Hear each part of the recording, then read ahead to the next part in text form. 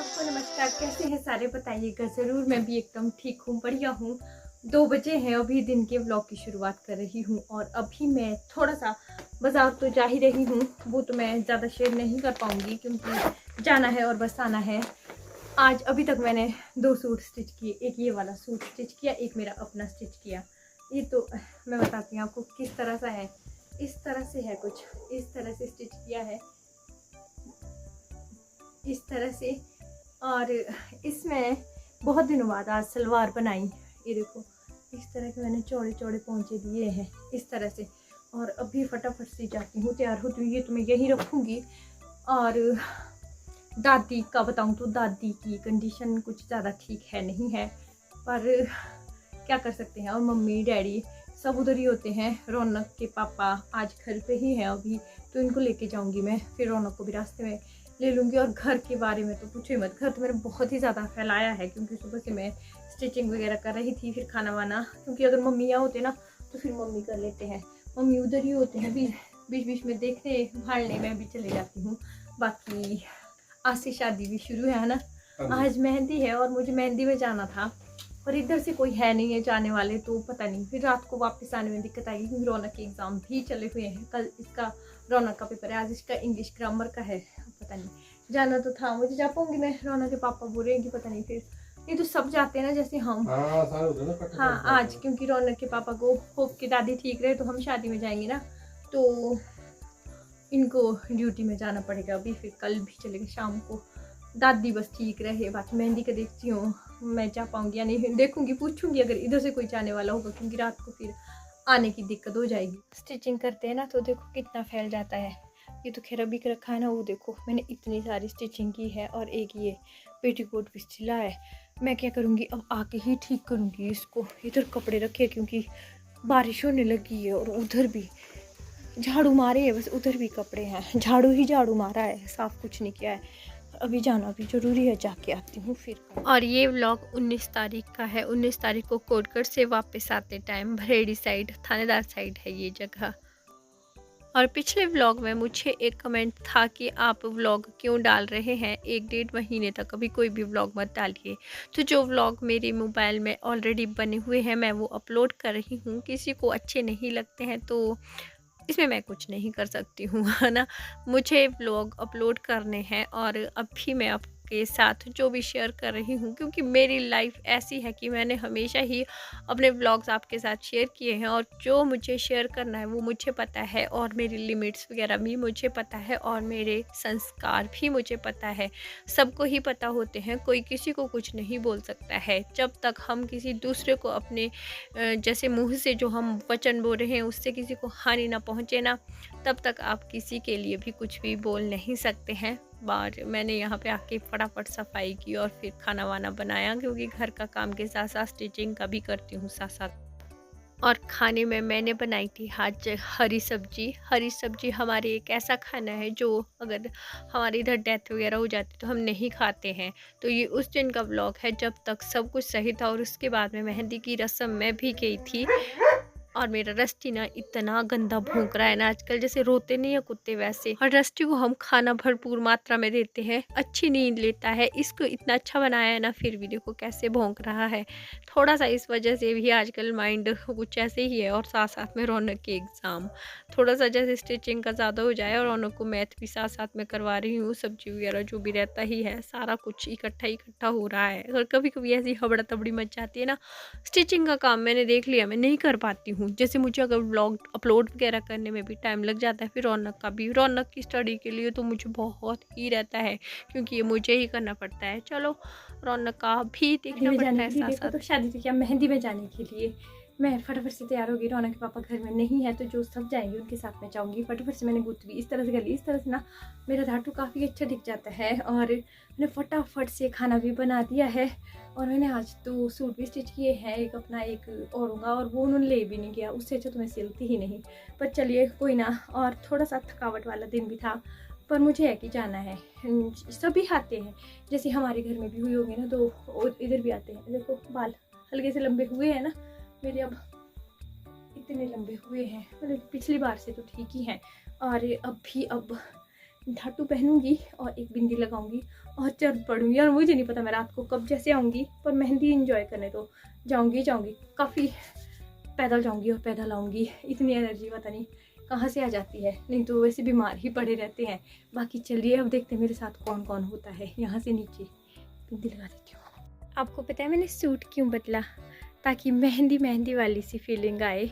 वो भी वैसे मैंने सूट ठीक ही पहना था, पर मैंने सोचा चलो मेहंदी के लिए मेहंदी कलर का सूट पहन लेती हूँ। जैसे पड़ी है ना, वैसे तो मैंने रौनक की थोड़ी बहुत स्टडी करवा ली है। गाने लगे बोलते हैं, गाने से ले गए, दूर है यहाँ से काफ़ी। कैसे लगता है? इसमें लगता है ऐसे लगते हैं कौन ये तो आ रहे हैं। मैंने एक दूसरे के ये हमारा मेकअप आर्टिस्ट जो कि अभी बनाएगा इनका। मेरी एक फ्रेंड है ना, वो आपकी बहुत ज़्यादा फैन है। सच्ची? सच नाम क्या है? सपना। Thank you. देखती होगी ब्लॉग। अच्छा यार, थैंक यू सपना।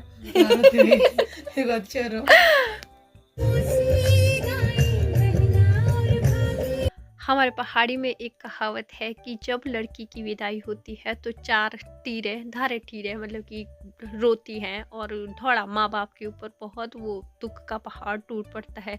और हो भी क्यों ना, अपने बच्चों को हम किस तरह से पालते पोसते और फिर एक दिन दूसरे घर के लिए विदा कर देते हैं। हालांकि ये बातें थोड़ी सी फिल्मी लगती हैं, लेकिन फिर भी ऐसा होता है। जब हमारे इमोशन बेकाबू हो जाते तो रोना आ ही जाता है। दुल्हन मतलब कि पूजा जो मेरी बेटी लगती है, ये मेरे जेठ और जेठानी जी है, बहुत ज़्यादा इमोशनल हो गए थे। तो ये सब देख के मैं खुद भी इमोशनल हो जाती हूँ। और मैंने आज तक कभी भी किसी लड़की की विदाई प्रॉपर तरीके से दिखाई ही नहीं है, क्योंकि मैं खुद ही नहीं देख पाती हूँ। और फिर जब मैं रोना शुरू कर देती हूँ, मैं चुप नहीं होती हूँ। अगर मैं रोना शुरू कर दूँ तो मैं लगातार कंटिन्यूअसली बिना रुके पूरे रात दिन कर सकती हूँ, इतना रोती हूँ। और फिर उसके बाद मुझे सिर दर्द हो जाती है। इससे अच्छा है कि फिर मैं ज़्यादा इस चीज़ों की तरफ ध्यान नहीं देती हूँ। और ये देखो ये भैया हैं, बहुत अच्छे हैं ये भैया भी। और चलिए उसके बाद हमने मेहंदी एंजॉय की। मैं भी हूँ, हमारी बारी है। हम आपको बोलते अब सब जगह के अपने अपने रीति रिवाज होते हैं। यहाँ तक कि 1-2 किलोमीटर के अंदर भी रीति रिवाज बदलते रहते हैं। हम लोगों के ऐसे होते हैं कि बारी बारी से स्टेज पे जाते हैं और फिर उसके बाद दुल्हन को मेहंदी लगाते हैं, फ़ोटो क्लिक करते हैं। बस हम भी वही सब कर रहे थे। पूजा को हमने यहाँ पे मेहंदी वगैरह लगाई, फ़ोटो क्लिक किए, जो हमें बहुत अच्छा लगा। ये हमारे गाँव के सबसे फनी क्या बनाया अपनी शादी के दिन ना, सारा ही अपना जो भी पास्ट होता है ना, पिछले टाइम में जब हम भाई बहन अपने, जैसे मैं भी अपनी बहनों के साथ रहती थी, वो सब याद आ जाता है। और फिर वो सब याद करके रोना आ जाता है।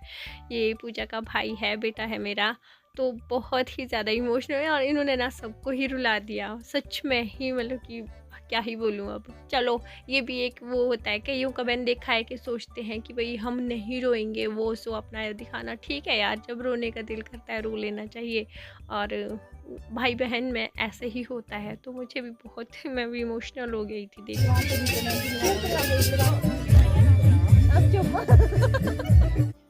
अभी आप देखो, बहुत दिनों के बाद जिनके साथ मैं बात कर रही हूँ ये मेरी बेटियाँ हैं। और जो गोदी में बैठा है वो मेरा नाती है आगे, मतलब कि मैं इसकी नानी हूँ। मैं इतनी बड़ी हूँ, मतलब कि मेरे आगे नानी तो मैं बहुत पहले ही बन चुकी हूँ। ये तो बहुत छोटा है, इससे बड़े बड़े बच्चों की भी मैं नानी बन चुकी हूँ।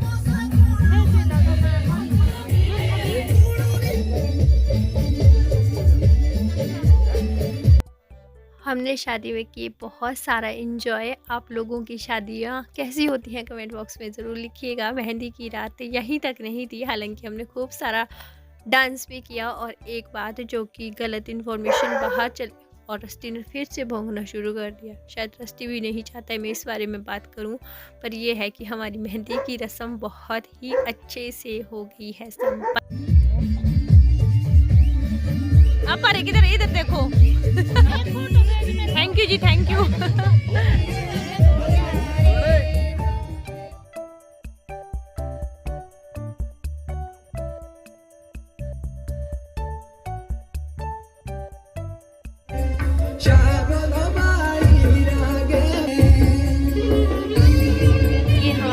के सबसे मस्त डांसर, जो कि बहुत ही मस्त होके नाचे और आकर्षण का केंद्र है, पिंक सूट वाले और रेड सूट वाले जो बीच में डांस कर रहे हैं।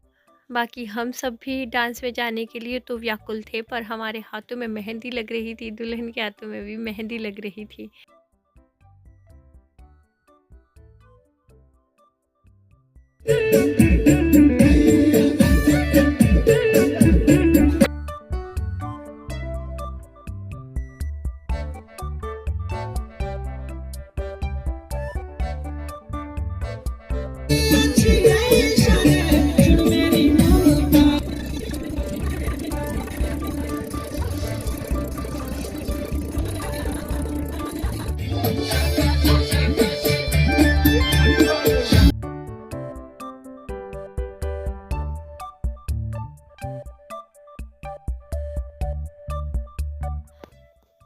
रात के बज गए थे पूरे 1। सुबह में रौनक का है एग्ज़ाम, तो मुझे जाना पड़ा वापस। मेरे साथ तो ऊपर जाने वाले काफ़ी थे, तो मैंने सबको बाय बाय किया और नाच गाने को यहीं छोड़ा।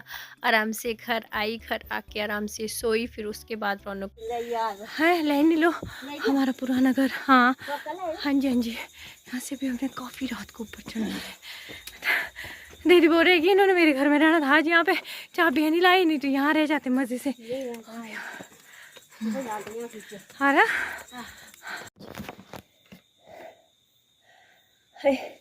वापस आ गई हूँ मैं पूरे 1 बजे और सुबह 5 बजे उठी हूँ। आज मैं 5 बजे की उठी हूँ और कल भी मुझे 5 बजे ही उठना है।